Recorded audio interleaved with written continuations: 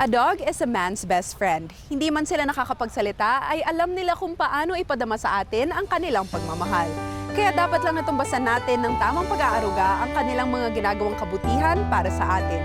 Magandang gabi, ako po si Carla Lizardo at ito ang Personage. Mga karanasan na kapupulutan, mahalagang aral sa tinak na daan, kwento ng tagumpay at mga inspirasyon, hango sa buhay at muling pagbangon, pinalakas, pinatatag ang kalooban, natutong lumipad, natutong lumaban, mga katangi-tanging Pilipino, iba't ibang istorya at pagkatao, alamin kung paano at kung sino-sino, kilalanin bawat isa sa likod ng bawat kwento.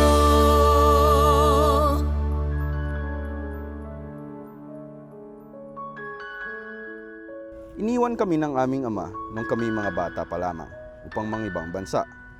Hindi na siya kailan pa bumalik.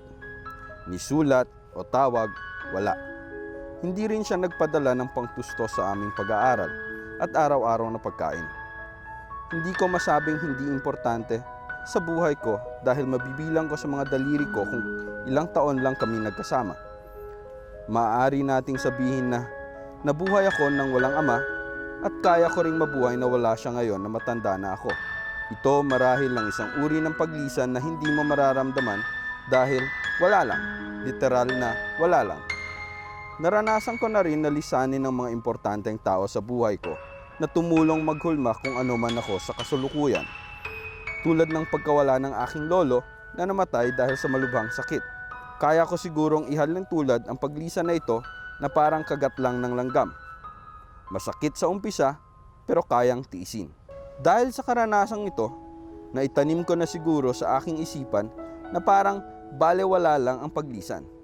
Hindi kailangan iyakan, hindi kailangan pagluksaan. Sabi nga ng mga nakakatanda, kahit ano man ang gawin mong pagpigil sa paglisan, ay dadating ang panahon na kailangan mo itong tanggapin. Akala ko, hindi na ako magkakaroon ng pagkakataon na magkaroon ng ibang emosyon tuwing may lumilisan. Iba pala ang pagpaparamdam sa akin nito. Bata pa ako, madami na kaming mga alagang aspin. Pero para sa akin noon, mga aso lang sila. Kailangang pakainin, painumin, paliguan. Andyan sila para bantayan ng aming bahay, magmasid at protektahan ng kapaligiran. Andyan sila kapag kailangan mo ng kalaro at kasama. Kapag namatay ang isa sa kanila, ililibing lang. Tapos, yun na yun.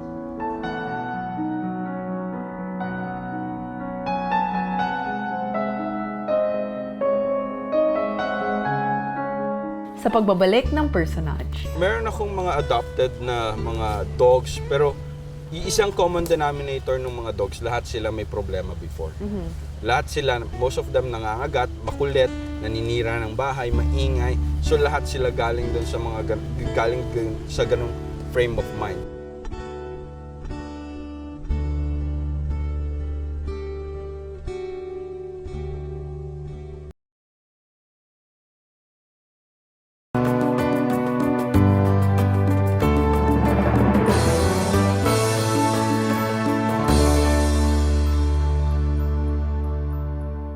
Si Lester ay nag-aral at nakapagtapos ng kursong engineering sa University of the Philippines at flying o pilot course sa Airlink International Aviation College. Ngunit matapos ang lahat ng ito ay tinawag pa rin siya sa gawaing kanyang minahal noon pa man, ang pagiging dog whisperer. Ano ba yung story behind your love for dogs? Nabuhay kasi ako sa probinsya. Sa probinsya, madami kaming aso, madaming hayop na alaga like pusa, baboy, manok. So, doon ako ngayon nahilig sa pag-aalaga ng aso. Nung 7 years old ako, tinanong ko yung lolo ko kung pwede akong magkaroon ng dog. Sabi niya sa akin, hindi daw pwede kasi ang bata ko pa and irresponsible ako. But nung 13 years old ako, tinanong ko ulit siya, binigyan niya ako ng aso. Binigyan niya ako ng aso, kaso nangangagat yung aso. ang ginawa ko, pinag-aralan ko yung aso kasi ang sabi niya sa akin, pag hindi ko napaamo yung aso, hindi na ako pwedeng mag-aso buong buhay ko. So na-challenge ako. Yung challenge na yun siguro yung nagdala sa akin na sa aking sarili na masarap palang mag-alaga ng aso. And nakatulong ito sa akin para mas maging kalmado and mapalayo sa masamang bisyo. And since that first dog, ilang aso na yung naalagaan mo? Ngayon, 22. 22 right now. Kasi after nung first dog, every year nagdadagdag ako ng isa. Tapos ngayon, nahilig ako sa Doberman. Way before, nahilig na ako. Pero ngayon, nagdagdag pa ako ng Dobermans. So how do you choose your dogs? Parang nagre-rescue ka ba? Or Yes. makikita mo lang sila? Meron akong mga adopted na mga dogs. Pero iisang common denominator ng mga dogs, lahat sila may problema before. Lahat sila, most of them nangangagat, makulit, naninira ng bahay, maingay.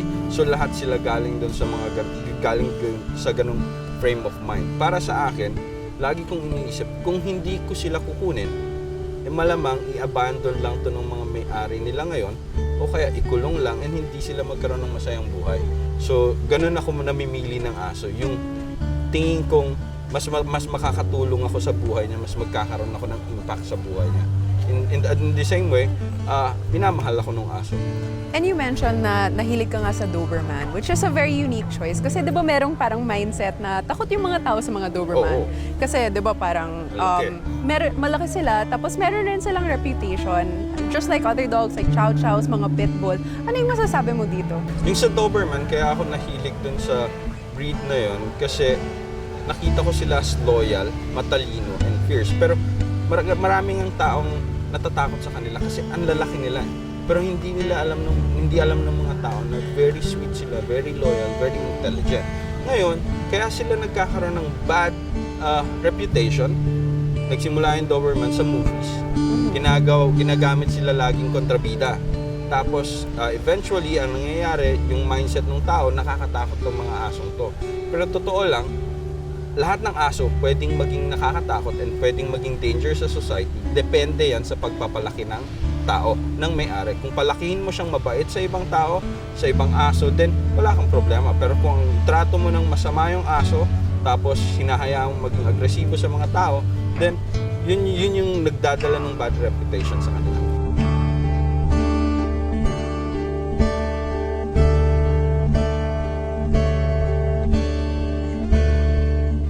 Sa pagbabalik ng personal. Not yet. Ang ginagamit ko kasi counter conditioning, operant conditioning, classical conditioning. Ito yung ito yung pagkokondisyon sa utak ng aso kung ano yung mga dapat nilang gawin or ano yung behavior na kailangan nilang gawin sa public, sa loob ng bahay.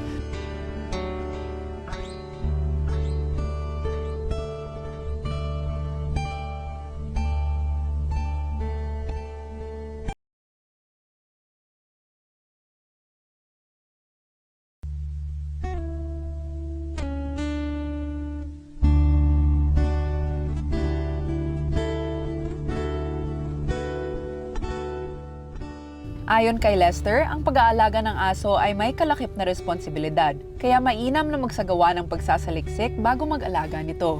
If they can adopt a dog sa mga shelters, then that's better. Pero if they're gonna buy dogs, kailangan, kung halimbawa may breed yung mga aso na bibilhin nila, kailangan gumawa sila ng research nila, tama ba to sa family ko? Fit ba to sa family ko?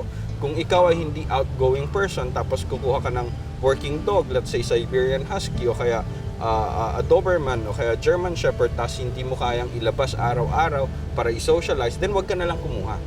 Kasi sigurado ako magkakaroon ng issues to and malamang sa malamang i-abandon mo rin to. So again, very important, before you get a dog, you need to know kung ano yung kasamang responsibilidad sa pag-aalaga ng aso. Huwag kang kumuha dahil nakyutan ka lang. Kumuha ka dahil gusto mong pahalagahan yung aso and gusto mo siyang turuan na maging okay sa society natin. And of course ngayon, you are recognized as the Pinoy dog whisperer. Pero of course, your techniques are actually quite different from the others out there. So can you tell us a little bit more about yung kung paano ka nagtatrain ng mga aso? Most of the time, ang ginagamit ko kasi counter conditioning, operant conditioning, and classical conditioning. Ito yung mga ito yung pagkokondisyon sa utak ng aso kung ano yung mga dapat nilang gawin or ano yung behavior na kailangan nilang gawin sa public, sa loob ng bahay, around other dogs, around other animals. So, yun yung mga ginagamit ko. Depende rin yon kung ano yung asong kaharap ko. Okay. Ang technique ko kasi, kailangan makita ko muna yung motivation ng aso. Let's say, merong isang aso motivated siya by food. Ibig sabihin, gagawin niya ng lahat para makuha yung pagkain, para ma-rewardan siya ng pagkain. Hindi mo to pwedeng gamitan ng bola. Kasi, mas gusto pa rin niya yung pagkain. Kung halimbawa naman yung aso, mas gusto niya yung bola, gamitin mo yung bola kaysa dun sa pagkain. Kailangan hanapin mo yung motivation ng aso para magamit mo ito para gumawa siya ng mga certain behaviors. And most of the time, ang training method ko, ang ginagamit ko sa training method ko, puro mental exercises. Kasi minsan na nangyayari sa atin, pag nakakapanood tayo ng TV, ang nangyayari sa atin, ilakad natin yung aso natin para mapagod. After nun nakikita nyo, sumusunod yung aso dahil pagod siya. Hindi siya malikot dahil pagod siya. Paano kung hindi siya pagod? Susunod ba siya o hindi? Ako, ang ginagawa ko, kahit hindi pagod yung aso, kailangan sumunod siya dahil gusto niyang sumunod and dahil nagkakaroon siya ng reward. Yes. So it's more of voluntary behavior na ino-offer nung aso mo kasi masaya siya dun sa ginagawa niya. And lahat nito was self-taught. Yes. Nagsimula nga yan, kagaya ng sinabi ko kanina, nagkaroon ako ng aso na nangangagat. So, kailangan kong obserbahan yung galaw ng tenga, galaw ng mata, galaw ng paag, paghinga nila, lahat yan. I deal with dogs and I read dogs with their body language. Kasi doon lang natin mai-interpret kung ano ba yung nasa isip nila. Natatakot ba sila? Nagagalit? Nagulat? Anxious ba sila? Depende. Kung ano yung body postures nila. So, kailan ka nag-decide na tumulong sa mga pets ng ibang tao? Nagsimula kasi yan, I opened up a pet shop. Ang bala ko lang, gusto ko lang magkaroon ng pet shop na magkaroon ng boarding school, tapos magkaroon ng grooming salon for dogs. Nakita ko na ang daming pumupuntang aso. Kaso yung mga asong pumupunta, nangangagat pag ginugupitan. Ang kulit pag pinapaliguan. So, personally, ako yung nag-handle sa kanila and tinuruan ko paano mag-behave sa ibabaw ng grooming table.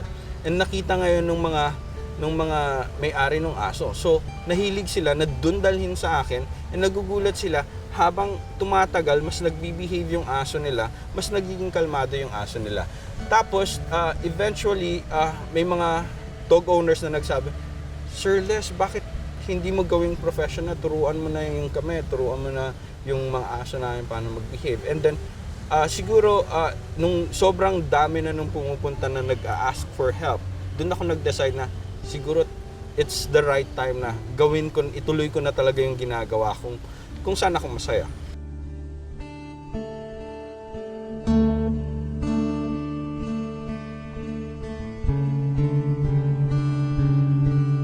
Sa pagbabalik ng personage. Isa si Sofia na reason kung bakit ako tumutulong sa mga animal welfare groups.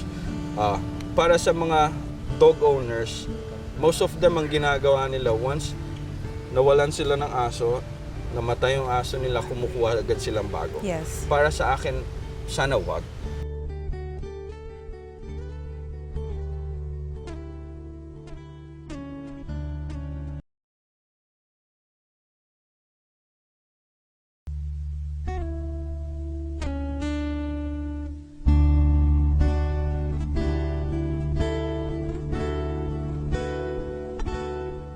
Hindi lang isang dog behavior expert si Lester, isa rin siyang event organizer, motivational speaker at writer. Dahil dito ay kung saan-saan lugar siya naiimbitahan upang magbahagi ng kanyang kaalaman at talento. So of course, when you have dogs, talagang na-attach ka sa kanila. Pero of course, hindi ganun kahaba yung time natin with them. Dahil ang lifespan nila, like around 8 to 10 years. And parang how do we deal with it when we lose our pets? Ako personally, I just lost my chow. So parang sobrang hirap kasi parang best friend mo na sila, they're part of your family. Ano ba yung advice na mabibigay mo? Yes, I know. That's a very delicate situation kasi for me, part of owning a dog kasi yung gusto mong kasama sila lagi, tapos alam mo yung saya na binibigay nila, tapos biglang mawawala sila. I dealt with, when I lost my Doberman, my Sophia, how I dealt with the loss, siguro, nag-grieve talaga ako. Hindi ako lumapit dun sa ibang aso ko. Ayaw kong maramdaman nila na malungkot ako. Tapos, siguro after a month, nag-decide ako na, sige, kung kaya kong kumuha ng mga aso na matutulungan ko na pagandahin yung buhay nila, na mas mabuhay silang masaya, gagawin ko. In fact, I'm healthy. Isa si Sophia na reason kung bakit ako tumutulong sa mga animal welfare groups. Para sa mga dog owners, most of them ang ginagawa nila, once nawalan sila ng aso, namatay yung aso nila, kumukuha agad silang bago. Yes. Para sa akin, sana wag. Sana kung namatayan sila ng aso, hayaan nilang mag-grieve muna sila. Para after, pagkukuha na sila ng aso, nakapag-move on na sila. Kasi mahirap kasi yung namatay yung isang aso mo, tapos kumuha ka ng isa, tapos parang unfair dun sa isa na, dun sa bagong aso mo na parang i-fit in mo siya dun sa dating aso mo. Parang in-expect mo na ganun rin siya. So, Yeah. madami akong mga estudyante na ganun yung nangyari, tapos nagkaroon ng issues yung mga bagong aso nila. Because they got their dog nung time na masyadong mababa yung emotions nila. So, yun lang yung na-relate agad sa kanila ng tuta. Para sa akin, pag nawalan ka siguro ng aso, pinakamaganda siguro is to reflect back on kung ano ba yung naitulong sa'yo ng aso, and then channel it to a better purpose, like helping animal welfare groups or helping stray dogs, mga ganun. It's always better to channel it on a positive on the positive side of things rather than magmukmuk ka ng magmukmuk ng sobra. Pero wag natin tanggalin na syempre magmumukmuk ka pa rin, but again, you need to move on. As basta pag naramdaman mo na kailangan mo na nakapag-move on ka na, then you can get another dog. What would you say has been the biggest life lesson you've learned from taking care of dogs? The biggest lesson for me is the lesson I learned from one of my dogs. Dapat tuloy lang yung buhay every time na may mga pagsubok na nangyayari, because a lot of things happened with me when I was in college. Tuloy lang yung buhay kasi sila ganun din sila. Tuloy lang yung buhay kahit na sabihin mo na madaming problema, pinipilit nilang mabuhay sa susunod na mga araw. Hindi sila sumusuko. Another lesson would be patience. Sila yung nagturo sa akin kung paano maging sobrang pasensyo. So, lalo na halimbawa pag may mainit ang ulo mo, kasi dati madalas ako napapaaway, but ngayon hindi na siguro kasi natutunan ko na maging pasensyoso. Dahil sa pagtre-train ng aso, kailangan maging pasensyoso ka. So kung yung mga tao gusto magpatulong sa'yo, how do they go about it? Yung mga gustong magpatulong regarding their dogs, they can contact me sa Facebook page, the Pinoy Dog Whisperer page, o kaya sa Twitter and Instagram. Tapos they can send me a message there. Tapos they can go on to dog events na nandun ako. They can ask for some help or I do consultations. Okay, so finally, what advice would you give the mga pet owners out there? To start loving your dog as much as you can. Tapos nun, dahil mahal mo yung aso mo, magsasanga-sanga na yan eh. Sige, tuturuan ko yung aso ko. Sige, i-expose ko yung aso ko sa mga ibang tao. Sige, papagamutin ko yung aso ko. Sige, papakainin ko, bibigyan ko ng good shelter. Starts with love, loving the dog. And then, in return, the dog would love you more. Hindi ka talaga iiwan. Ano mang alagang hayop ang meron tayo, importante na malaman natin ang mensahe ng kanilang ikinikilos upang mas madali para sa atin na intindihin ang pag-uugali nila at mabigyan ng tamang atensyon at pagmamahal. Hanggang sa muli itong programang naghahatid ng mga kwento ng tagumpay, inspirasyon at pagbangon. Ako po si Carla Lizardo at ito ang Personage. Talagang i-admire nyo yung tao na talagang maganda yung naging path dun sa success niya. Tapos, try to love the persons, yung mga kliyente mo. I mean, pag-aralan mo silang mabuti, kung ano magagawa mo naman mabuti sa kanila, yun ang gawin mo. Tapos, syempre, kasi one technique dyan ay talagang pagandahin yung trabaho mo. So, syempre, before naman, I'm not that perfect. So, dumarating naman yung time na napapolish mo lahat ng trabaho mo. So, basta yung determinations mo na magbago ka every year, na mapaganda mo pa lahat ng trabaho mo, gawin mo.